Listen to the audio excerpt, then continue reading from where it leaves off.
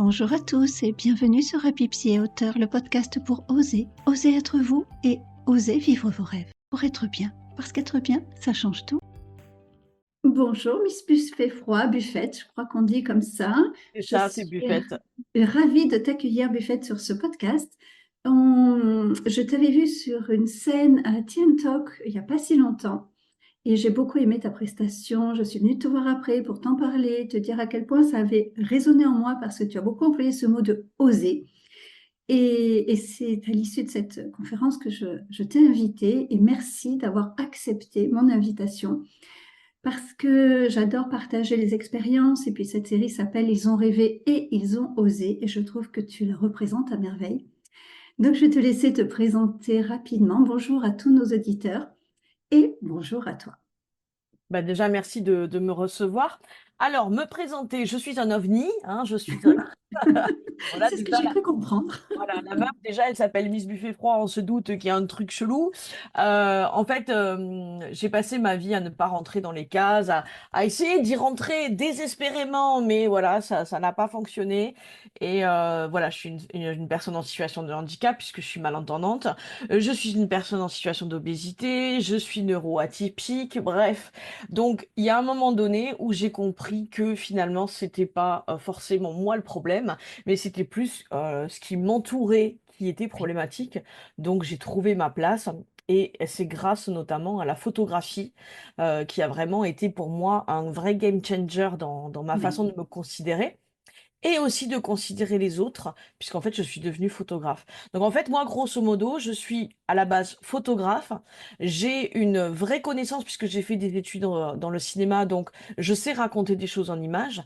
Mais au-delà de ça, je suis une espèce de... en fait, j'aime pas le mot coach, mais ça s'y apparente, en fait. C'est-à-dire que oui, voilà, je balance des cargaisons de good vibes. Et j'ai vraiment ce truc-là d'arriver à scanner les gens sur vraiment leur essence, vraiment leur singularité, et arriver à faire en sorte qu'ils se rendent compte qu'en fait, ce sont des pépites, en fait. Donc voilà, si je devais résumer, on est à peu près là-dessus. oui, c'est ces mots qui ont résonné. Déjà, ne pas trouver de casse parce que ça m'a énormément parlé. Quand on est neuroatypique, ça parle. Et de oser la photo, ben, on a ça en commun, même si je n'utilise pas moi au niveau professionnel. Et oui, tu peux te qualifier de coach parce que tu arrives à mettre les gens, à leur enlever ce côté très crispé qu'on peut avoir quand on passe derrière un objectif ou même derrière son selfie ou derrière sa vidéo, quand on veut se filmer soi-même. Et tu as cette énergie pétillante, moi je vais l'appeler comme ça, ton énergie, tu la transmets, il y a waouh, cette pulsion que tu apportes. Et je pense que ça aide énormément déjà à prendre confiance. Et puis, j'ai vu les Complètement. photos que tu as réalisées, elles sont magnifiques, quelles qu'elles soient, quelles que soient. Et comme tu l'as dit, je crois dans une interview, tu ne te focalises pas sur des mannequins. Toi, tu veux une Ah personne. non, ouais, ouais, bien sûr. Et c'est Moi, important de le préciser parce que bien sûr. En fait, c'est... ouais, ouais. En fait, je suis vraiment une photographe inclusive. Oui. C'est-à-dire que moi, quelle que soit ta morpho, quel que soit ton âge, quelle que soit ta dyspraxie ou pas, donc dyspraxie pour les personnes qui savent pas, c'est le fait de pas forcément avoir très bien conscience de son corps et de pas avoir forcément des gestes. Par exemple, si on te demande de lever le bras droit, tu vas avoir un petit temps. Attends, Mm. mon bras droit, c'est Oui. voilà. Et en fait, moi, l'idée, c'est vraiment de faire en sorte que tout le monde soit charismatique avec leur naturel à eux. Bien Et sûr. c'est pour ça que j'ai créé le défi photogénique en 10 minutes. C'est-à-dire que les personnes arrivent, la plupart du temps, elles me disent: Ah non, mais moi, c'est catastrophique. Bon, spoiler alerte, 99% des gens disent ça. Donc, moi, c'est mon quotidien. Et en 10 minutes, je leur prouve que, ben, voilà, ils sont charismatiques. Et on va dire que j'ai 98% de réussite, puisque l'image de soi, ça relève aussi quand même de choses assez traumatiques. Donc, Oui. c'est là où j'ai un petit côté psy, on va dire, mais c'est là où je me limite, c'est-à-dire que je ne suis pas psychologue non plus, et D'accord. je vais aider les personnes dans une certaine façon, mais il y a des traumas qui sont trop puissants Bien que je ne sûr. peux pas, je peux pas faire péter, quoi. Oui. À travers la photo, d'ailleurs, on peut faire ressortir ce qu'on appelle la photothérapie, cette confiance en soi derrière l'image. Il m'est arrivé de faire une séance avec une patiente qui avait été opérée d'un sein suite à un cancer et Ouais. qui, après une séance photo que tu fais vraiment amicalement, s'est trouvée belle et a repris confiance en sa féminité. Ouais. Et tu fais un travail formidable, formidable, pardon, j'en bégaye, tu vois, ça m'émeut. Et c'est génial de pouvoir redonner ça, que ce soit des hommes ou des femmes d'ailleurs, hein. Tu ne fais pas que pour les femmes, il me Bien semble. sûr, bien sûr. Et, et se retrouver, se voir et ne pas presque se reconnaître derrière un objectif, c'est hyper important. Se dire, waouh, ça peut être moi. Ouais, exactement. Alors, je voudrais juste préciser une petite chose sur ce que c'est que la photothérapie. Parce qu'en fait, c'est quelque chose que je ne fais pas. Mm. Parce qu'en fait, la photothérapie n'a pas à vocation d'avoir une esthétique particulière. Oui, Alors que moi, j'ai envie d'avoir une esthétique particulière. La photothérapie, c'est comme quand on va faire une thérapie avec quelqu'un. C'est juste qu'on va utiliser l'art pour oui, amener vers. oui. Moi, c'est pas tout à fait exactement pareil. Et d'ailleurs, je n'ai pas de diplôme d'art thérapeute. Donc, je préfère vraiment faire vraiment la distinction. Ok. Parce Oui, qu'il oui, y a tu fais des, bien. il y a des gens qui ont l'impression que je fais de l'art-thérapie. Alors oui, c'est vrai, j'ai un impact sur l'estime de soi, j'ai un impact sur le mindset, mais je n'utilise pas les techniques d'art-thérapeute en fait. Tout à fait. Oui, oui. Moi, je suis diplômée en art-thérapie et la photo, donc, est un des médiums que j'utilise peu, mais que j'ai.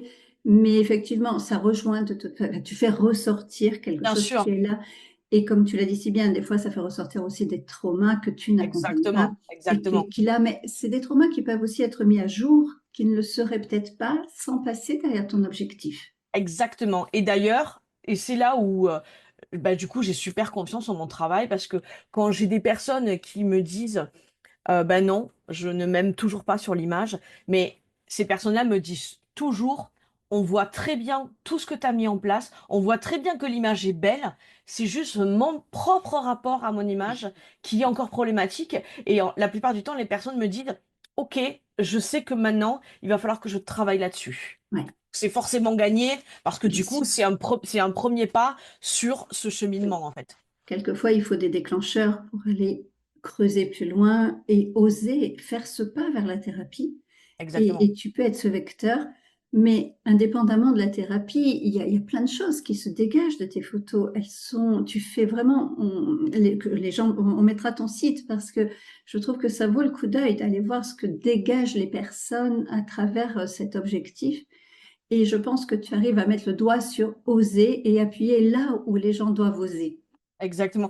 Moi, j'aime bien dire que j'aime bien rendre l'ordinaire extraordinaire. Mm. Et c'est vrai que dans mes photographies, il y a pas, il y a d'autres photographes qui vont avoir des choses plus grandiloquentes, qui vont avoir des choses, par exemple, il y a ce qu'on appelle les techniques des flying dress. Ce sont ces énormes robes qui vont voler au vent. Bon, ben, moi, je fais pas ça. Moi, je prends les gens dans leur essence même, dans leur jus, si je puis Mm. dire.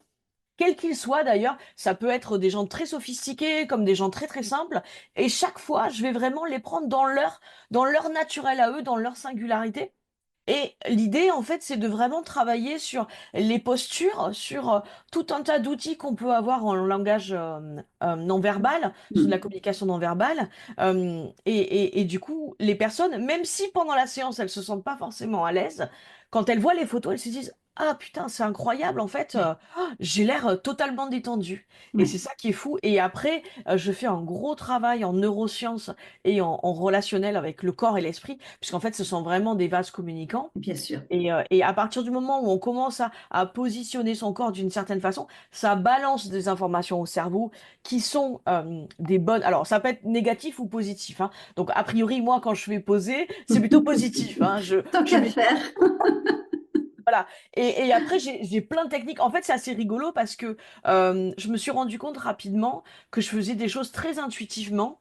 Et en discutant avec des enfin, avec des neuroscientifiques, avec des sophrologues, avec des gens qui font de la PNL, ils m'ont dit, mais en fait, tu utilises des techniques qui existent déjà. C'est Et ça. j'étais là, ah, mais c'est incroyable. Et du coup, ça m'a permis, en le sachant, d'aller un petit peu plus creuser par rapport à ça.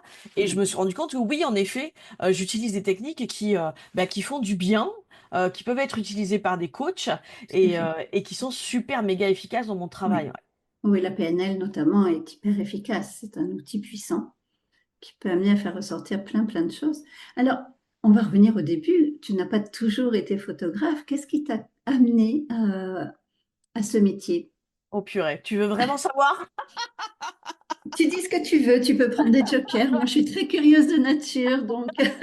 Alors, pour la petite anecdote, il faut remettre dans le contexte de ma vie. Donc, la petite Buffette, elle a eu une enfance et une adolescence euh, très complexe. Je tombais malade tout le temps. À l'école, c'était catastrophique. J'avais socialement énormément de difficultés à me faire des amis, même si j'ai toujours eu énormément de joie, voilà. C'était des espèces de trucs, voilà, montagne russe. Bref. Et vers mes 20 ans, en fait, je suis de ce qu'on appelle une no-life, c'est-à-dire que je n'ai pas d'amis, je n'ai pas de travail, je vis la nuit sur Internet, je dors le jour, enfin, c'est vraiment catastrophique. Et en fait, par un pur hasard, quelqu'un m'offre une webcam. Et en fait, avec cette webcam, je commence à m'amuser, à essayer à faire des images où j'essaie de me trouver jolie pour draguer sur Internet. Et ça m'a vite saoulée en fait, et j'ai commencé à me grimer. En fait, moi je viens aussi un petit peu du monde du théâtre, donc je me mettais énormément en scène où je mettais des choses un peu plus dures, un peu plus, voilà, parce que j'avais besoin, on va dire, d'exorciser peut-être certaines choses, ou même de sortir en fait tout simplement des choses, quoi. Un exutoire en fait. Et en fait, il faut savoir que depuis que j'étais toute petite, j'écrivais des textes. Donc, j'ai créé, avant que les blogs existent, et c'est ça qui est drôle, un site qui s'appelait Fragment Dev, où je mettais mes photos en webcam et où je mettais mes textes. Et en fait, comme j'étais quelqu'un de curieux, j'étais dans des forums de photographes, et c'est là où les Ouais. photographes ont commencé à me dire, tu nous intéresses, on aimerait que tu poses pour nous. Et à l'époque, évidemment, je disais, mais attends, je suis pas mannequin, c'est quoi le délire, quoi. Et en fait, j'ai commencé à poser pour un photographe. Là, j'ai été, mais stupéfaite. Et ça a commencé, enfin, et j'ai continué, j'ai continué, j'ai continué. J'ai continué de mon côté à faire des autoportraits.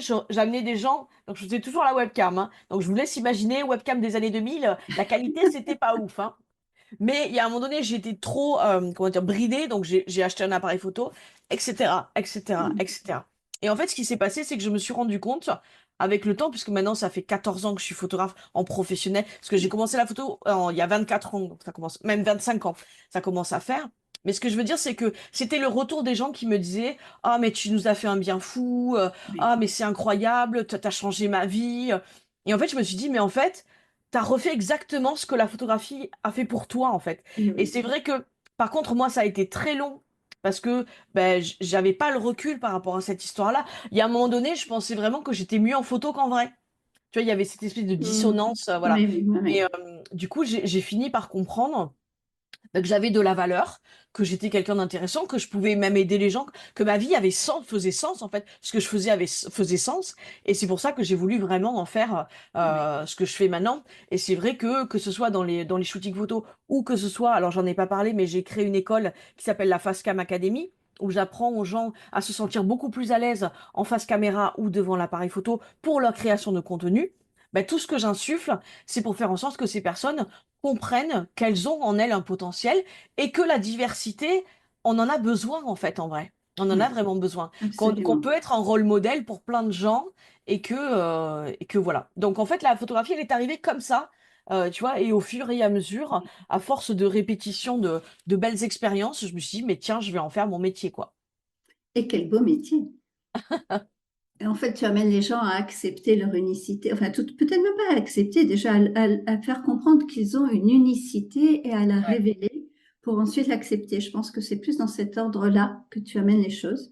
Ouais, d'autant que ce que j'ai compris grâce aux neurosciences, c'est qu'on vit dans un monde où on perçoit les choses, et c'est rigolo que je sois devenue photographe, puisque en fait on perçoit les choses avec une certaine manière, et qu'en fait il faut prendre du recul et peut-être pivoter de quelques degrés C'est pour ça. regarder la chose d'une autre façon. Ouais, Et en fait, dans les neurosciences, c'est vraiment ce qu'on apprend, c'est-à-dire que notre cerveau, en fait, quand on est tout petit, on apprend par mimétisme. C'est-à-dire que ce qu'on nous répète, on considère que c'est quelque chose qui est valide et qui est mm, normé et qui est normal. Donc, si on reprend les dictats de beauté, une jeune femme qui est blanche, mince, euh, enfin, vraiment dans ces oui, archétypes-là, on va considérer que c'est ce qui est normal. Donc, tout ce qui n'est pas là-dedans, donc, si tu as plus de 40 ans, si tu es grosse, enfin, et si tu, en oui, plus, tu es racisée, avec les cheveux texturés, ben, tu te considères, en tous les cas, pas comme quelque chose de tout à normal. fait, Tu tout à vois? fait. Donc, quand tu commences à te dire, OK, en fait, enfin, mon cerveau pense que c'est comme ça, mais peut-être qu'il y a une autre réalité, ben, tu commences à changer de point de vue. D'autant que je me suis vachement intéressée à l'histoire de l'art. et Mm. au dictat de beauté dans l'histoire. Et c'est impressionnant, enfin, tout ce qu'on peut Ouais. découvrir, notamment que Louis XIV, en fait, s'il avait une perruque, c'est parce qu'il était chauve et qu'en fait, il complexait. Enfin Mm. voilà. Pour la petite Ouais. anecdote, excusez-moi, je risque d'être vulgaire, mais les petits pénis des statues grecques, c'était pour dire qu'en fait, c'était des gens, parce qu'en fait, à l'époque, c'était les philosophes, c'était très très bien vu, c'était hyper bunkable. Donc en fait, toutes les statues grecques ont des tout petits pénis. Mm. Ouais. Et mais c'est parce qu'en fait, si tu en avais une trop grosse, tu étais bestial et t'étais pas bunkable. Le truc, il n'a aucun sens, quoi. Il n'a aucun sens. Et il y en a plein d'autres, il y en a Ouais. plein d'autres des comme ça. Et quand on commence à se dire, ah, mais en fait, c'est parce qu'on vit dans une société qui nous amène cette façon de voir, ben, que tu peux t'extirper, en fait. Tu dis, Bien ok. sûr. Et c'est pas forcément facile, parce que moi, j'ai mis un Mm. certain temps à aimer les corps gros. Mais par contre, j'ai rééduqué mon cerveau à apprécier les corps gros. Donc, par exemple, il y a des personnes comme Bess Ditto, la chanteuse de Gossip, qui est une femme grosse, que je trouve absolument charismatique. Bah, du coup, je me suis abonnée à son compte pour la voir régulièrement. Je me suis abonnée à des gens qui me ressemblaient, que je trouvais charismatiques. Et du coup, mon prisme de vision, bah, comme c'était quelque chose que je répétais, je me suis dit, OK, ça peut être possible d'être Oui. charismatique en étant Oui. gros. Absolument. Après, ça n'est pas une question de faire l'apologie de l'obésité, parce que je mets au défi toute personne de devenir obèse. Et enfin, à mon avis, c'est impossible de kiffer. Tout le monde a envie de maigrir à un moment donné, hein. Enfin, faut arrêter ce truc-là par rapport à Oui. l'obésité, quoi. Enfin, vraiment, voilà, par rapport à Moi, ça. j'accompagne, je suis psy-référence d'une clinique sur l'obésité pour les gens D'accord? qui vont se faire opérer en chirurgie bariatrique. Ok. Donc, je fais ça depuis 10 ans. Je crois que je suis auprès de cette clinique. Donc, j'en ai vu passer beaucoup. Et il y a une réelle souffrance. Il Ben y a une oui, acceptation à un moment donné de ce poids, mais d'abord, il représente souvent, à 80%, beaucoup de souffrances du passé, beaucoup de traumas qui sont cachés derrière ces kilos. Et j'ai eu, je crois, en 10 ans, une personne qui m'a dit, moi, j'aime mon poids. Je ouais, veux juste maigrir parce que je veux tomber enceinte et qu'à la PMA, on me demande de perdre du poids. ouais. Mais il y en a eu une en 10 ans. Et oui, c'est ça. C'est ça. Ce que je veux dire, c'est que le but de tout ça, en fait, c'est d'essayer peut-être d'arrêter d'être. Parce que moi, j'ai énormément de personnes qui m'envoient des messages qui ont des mots extrêmement violents. Mais enfin, Oui, oui, oui, enfin, chaque fois, ouais, voilà, je suis hypersensible, donc c'est quelque chose qui me, oui, vraiment, qui me bouleverse, je comprends. cette violence, en fait, que les gens ont envers eux-mêmes. Oui, Et ce que je voudrais dire aux personnes qui nous écoutent là, c'est que peut-être que parmi les personnes qui nous écoutent, il y a des personnes qui ont des mots extrêmement violents sur leur corps. Sachez que si vous posez la question autour de vous, on est extrêmement nombreux. Donc ça n'est plus un problème d'individualité, c'est un problème systémique. C'est-à-dire que ça n'est pas normal que dans notre société, il y ait probablement 9 femmes sur 10 qui se détestent. mm, Enfin, pour moi, ça n'a pas de sens et non, c'est pas ça raconte bien quelque chose sur oui. les conditionnements, toutes les injonctions pourries. Excusez-moi, je suis un Non, non, peu, mais voilà, alors tu peux, je te mais rejoins à 300%. D'ailleurs, là-dessus, mon c'est, prochain roman, là, celui qui va sortir quand j'aurai fini, parce que je dis plus de date, c'est justement sur ce que tu exprimes, sur ces injonctions, ce didacte de la beauté, sur la grossophobie. Et mon héroïne va passer du mannequinat à l'obésité parce que je sais que c'est possible, j'en ai reçu dans mon cabinet, ouais, et voir tout ce qu'il y a derrière en souffrance. Pour moi, c'est un vrai combat parce que je ne supporte pas ce regard qu'on peut avoir. Moi, à l'inverse, j'en ai beaucoup souffert dans le passé, non pas parce que j'avais trop de kilos, mais il m'est arrivé, j'ai été assistante de direction, et quand j'étais très jeune, au début, d'entendre quelqu'un dire au téléphone, ah ben, j'aurais préféré qu'elle travaille pour moi parce que tu comprends, avec le cul qu'elle a et la gueule qu'elle a, oh j'aurais putain, préféré qu'elle soit ma secrétaire, enfin mon assistante. J'ai été, tu ne peux pas savoir, j'avais 25 ans, peut-être 25 ans, comme ça m'a blessée. bah oui, Et je m'en rappelle encore. Donc c'est vrai, j'ai vraiment ce combat en moi parce que quel que soit le physique, on n'est pas un corps. bien On est sûr, avant tout une personne. Et bien ça sûr. fait partie, voilà, des choses qui m'animent. et pour lesquels je te rejoins complètement. Et on peut être beau avec des kilos parce que c'est ce qu'on va dégager, c'est ce charisme qu'il y a à Bien sûr, l'intérieur. bien sûr. En fait, moi ça y est, enfin, c'est pas que j'ai compris, mais moi, je sais que j'ai des amis qui sont mannequins qui n'aiment pas leur tête, hein. Je veux dire, c'est pas parce que tu es dans les standards de Ah, mais beauté complètement. que, et c'est encore, j'ai envie de dire, presque pire pour elles, parce que personne ne les comprend. Tout le monde n'arrête pas de leur dire, oh, mais toi, c'est bon, de toute façon, t'es belle, donc tais-toi, quoi. Ben non, en fait, parce qu'en fait, tu ne fais que valider le fait qu'il y a un problème chez elles, et donc elles se trouvent encore plus stupides de se Oui, détester, en fait. tout à fait. Et donc ça raconte vraiment quelque chose d'énorme. Et tu as raison. L'idée, c'est que je pense que vraiment le fait d'être en paix avec son corps, parce que je dis pas forcément d'aimer son corps, parce que je trouve que c'est voilà, c'est complexe, mais d'être juste en paix avec son corps et d'arrêter d'être violent avec lui et de pouvoir essayer de se dire, ok, on n'est pas qu'un corps, parce que les femmes, on est quand même très là-dessus, hein, c'est-à-dire que sois coquette, nanana, et en même temps, on nous donne des trucs, c'est genre, sois pas négligé, mais en même temps, il faut que tu sois naturel. Donc, à partir du moment où tu as des cheveux blancs, tu vois, on te dit que c'est négligé, mais si on te teint, ouais, t'essaies de faire jeune. Enfin, ça n'a plus aucun sens. Enfin, il y a un Non, moment donné, mais quoi qu'il accordez-vous en les violons, soit, quoi. Enfin, tu quoi vois? que tu Enfin, fasses, ah oui, non, ouais, mais c'est ça. Donc, c'est pour ça que moi, c'est ce que j'ai tendance à dire. Quoi que l'on fasse ou que l'on ne fasse pas, que l'on soit aligné avec complètement. soi-même, on sera toujours la connasse de quelqu'un. Donc, il y a un moment donné, vous savez quoi? J'en ai pleuré la poutre. Moi, je fais ce que Oui, j'ai envie. Et puis c'est tout, quoi. Parce c'est qu'on ça. passe, on passe notre temps à souffrir. Et d'ailleurs, je crois que sur les lits de mort, quand j'avais lu un article là-dessus où il, Mm. il parlait des hommes et des femmes qui racontaient leur vie, en fait, ils ont plein de regrets. Ils se sont dit, Ouais, en fait, j'ai perdu du temps à me détester alors que j'aurais pu faire ça, j'aurais pu faire ça, j'aurais pu faire ça. Et en fait, quand on comprend, et c'est là où c'est génial la neuroscience, quand on commence à comprendre tout ça et qu'on commence à voir les et choses oui, autrement, on ose bien sûr. être soi, on s'autorise à être soi-même. Mm.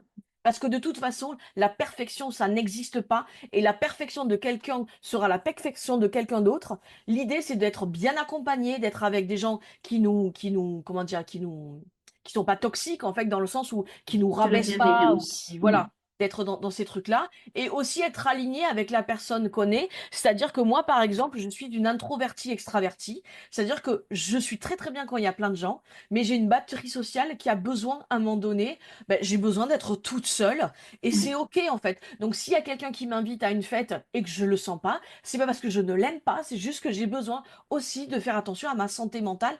Et il y a plein de choses comme ça. Il faut se reconnecter à nos besoins fondamentaux. bien sûr. Et le bonheur et la réussite de quelqu'un et ce qui te fait vraiment du bien, ça n'est pas forcément celle de tes parents, celle de tes Non. voisins, etc., etc. Par exemple, moi, je suis quelqu'un qui écoute du métal. J'adore aller dans les concerts de métal. Donc oui, c'est de la musique qui fait du bruit, mais c'est ce qui me fait du bien à moi. Et bien, s'il y a quelqu'un qui a besoin d'aller voir Céline Dion, moi, je vais pas aller au concert de Céline Dion, même si j'ai beaucoup de respect pour elle, pour tout ce Bien qu'elle est, sûr. pour tout ce qu'elle représente.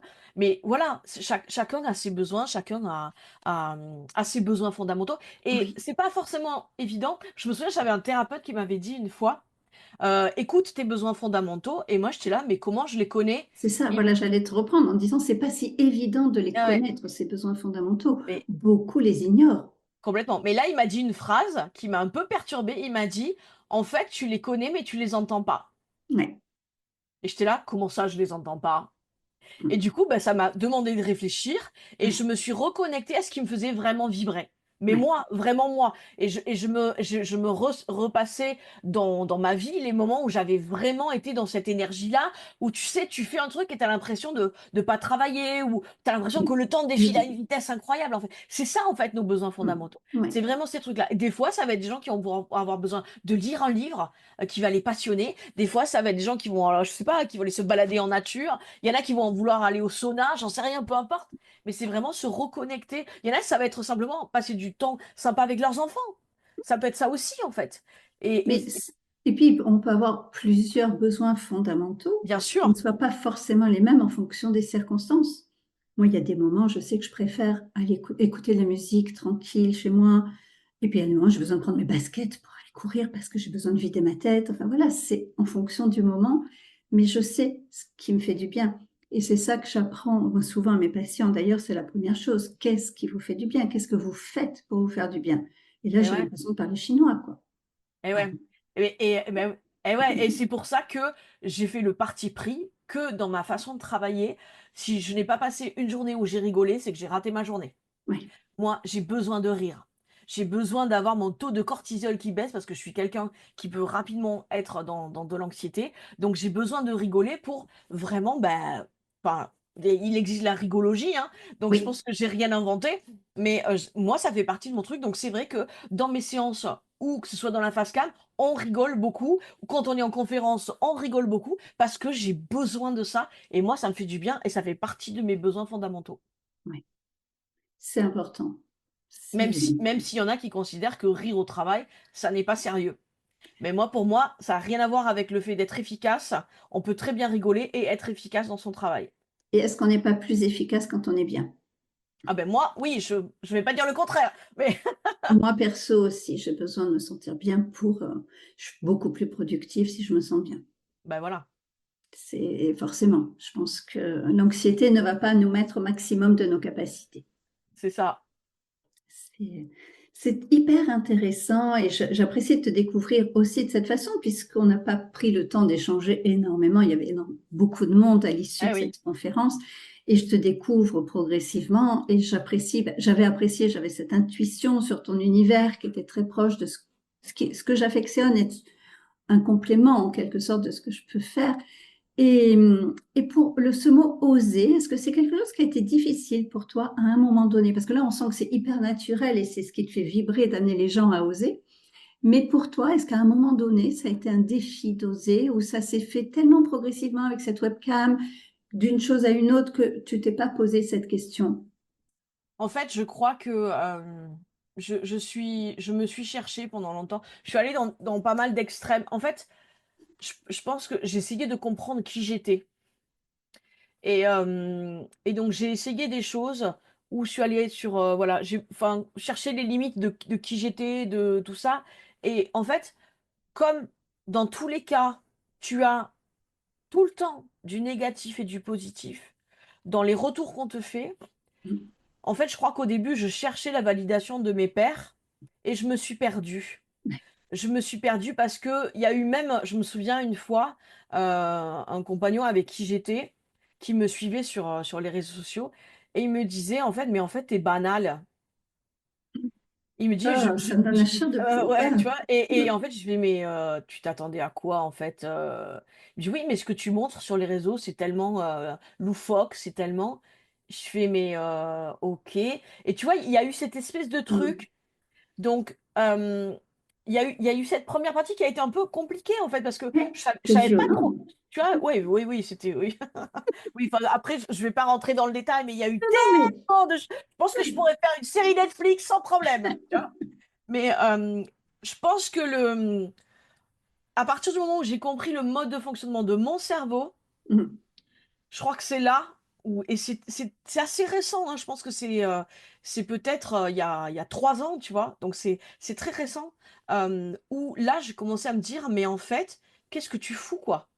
Enfin, qu'est-ce que tu veux vraiment? Et je pense que c'est quand j'étais sur scène, la première fois, entre autres, au séminaire des rêveuses entrepreneuses de Cécile Neville, où j'ai une stand innovation, où j'ai des nanas à la fin qui ont pleuré dans mes bras, où enfin, c'était tellement fort émotionnellement, je me dis, mais c'est là où tu es à ta place, en fait. Tu Ouais, t'autorises à être totalement toi-même, et en fait, tu as une connexion tellement forte avec les gens, mais en fait, maintenant, vas-y, quoi. ouais, Vas-y, quoi. Et je pense que ça a été à ce moment-là où je me suis dit, mais en fait, je me suis pris la tête parce que je cherchais la validation de mes pairs pendant tellement. J'essayais de rentrer dans des cases, j'essayais d'eux, même si au fond de moi, parce que le Miss Buffet Froid, il est là depuis 25 ans, mon nom, hein. Donc mm. on sent que je suis quelqu'un qui a envie quand même de. Voilà. Oui, Et si j'ai choisi ce nom-là, d'ailleurs, c'était parce que j'aime bien interpeller les gens sur les préjugés. C'est-à-dire qu'il faut savoir qu'on a tous des préjugés, c'est normal, c'est le mode, c'est le, comment dire, mm. c'est le fonctionnement du cerveau, on a besoin d'analyser des choses. Simplement, moi, je pars du postulat que qu'est-ce que tu fais de ces préjugés-là? Est-ce que tu vas les gratter par rapport à la personne ou pas? Est-ce que tu vas essayer d'aller au-delà ou pas, en fait? Et Miss Buffet Froid, c'est ça, c'est est-ce que tu es dans le rejet direct? Parce que c'est trop bizarre, ou est-ce que tu as envie d'être curieux et de savoir qu'est-ce que ça raconte? Et je pense que j'ai commencé vraiment à oser, ouais, il y a 2 3 ans, et après c'est monté crescendo, et, euh, et en fait, plus ça va, plus je vois que j'ai de l'impact sur énormément de gens, et sur moi-même aussi, Oui, puisque en 2 ans, j'ai tellement évolué, en 2 3 ans, que du coup, je me dis, bah, En fait, je m'écoute vachement, j'écoute ce dont j'ai envie, j'écoute ce qui fait sens et ce qui fait vraiment vibrer, en fait. Et c'est là où je vais, en fait. Et c'est comme ça que j'ose être. En fait, je sais pas si je dirais le mot oser, je dirais que je m'autorise enfin Mm. à être moi-même, quelles que soient mes singularités. Mm. Et j'en ai plein des singularités. Et franchement, si je vous fais la liste, on pourrait être. Non, mais c'est un cas d'école médicale, tu vois. Enfin, il y a vraiment. Mais en fait, ça m'empêche pas d'être charismatique, ça m'empêche pas d'être heureuse, ça m'empêche pas de d'être solaire et d'impacter énormément de gens. Et ça, c'est. Franchement, tu m'aurais dit ça quand j'étais enfant, jamais je t'aurais cru, quoi. Ouais. Je me dis, mais c'est impossible. Parce que quand j'étais petite, j'avais pas de rôle modèle comme moi, en fait. Moi, mon rôle Mm. modèle de l'époque, c'était Madonna, tu vois. Enfin, tu vois, il y avait pas, voilà, il y avait pas de nana grosse, il y avait pas de, c'était, et encore, il y avait de la diversité, mais dans les années 80, enfin, il y avait quand même beaucoup de mannequins, enfin, années 80, 90, il y avait quand même beaucoup de mannequins très, très minces, et les gros étaient considérés comme, soit les rigolos, soit ceux qui foutaient C'est rien, ça. quoi. Ouais. Donc, Ouais, ouais. difficile, quoi. Tu as évoqué Cécile Neville et on va lui faire un petit coucou au passage. Elle est passée sur ce podcast et ça m'a donné la chair de poule parce que de la tournée des rêveuses entrepreneuses cette année, eh bien, j'ai la chance de faire partie des conférencières qui vont passer à Marseille. Trop Et bien. je vous l'annonce, c'est vraiment une première parce que ça s'est décidé il y a quelques jours. Donc, je suis ravie de partager cette info avec toi qui en a fait partie. C'était pas l'année dernière, si? En fait, moi, j'ai fait partie du premier séminaire des reveuses D'accord, entrepreneuses et du second. J'étais sur d'accord. scène 2 fois, ouais. Quelle belle initiative, ces rêveuses entrepreneuses de Ouais, Cécile. Et merci Cécile pour tout ce que tu fais et tout ce que tu nous apportes au ouais. passage. Voilà, Et parenthèse fermée. ouais, ouais, juste pour dire que pour moi, Cécile Deville, c'est justement une personne, et elle le sait, je lui ai dit plein de fois, que je trouve très inspirante dans ses singularités, Oui, parce que justement, dans l'injonction d'être badass, elle est badass à sa façon tout à d'être, fait. en restant très naturelle, Oui, très simple, et en même temps, elle envoie du pâté, franchement, elle est exceptionnelle.